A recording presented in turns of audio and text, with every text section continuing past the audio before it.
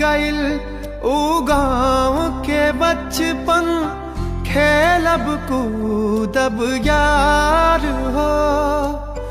बांस के बैट से मैच खेलब मार पीट के बाद हो।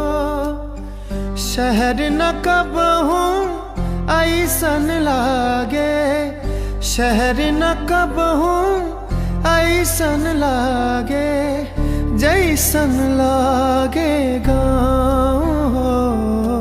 याद खूब आवे हमका खेत के डगरिया।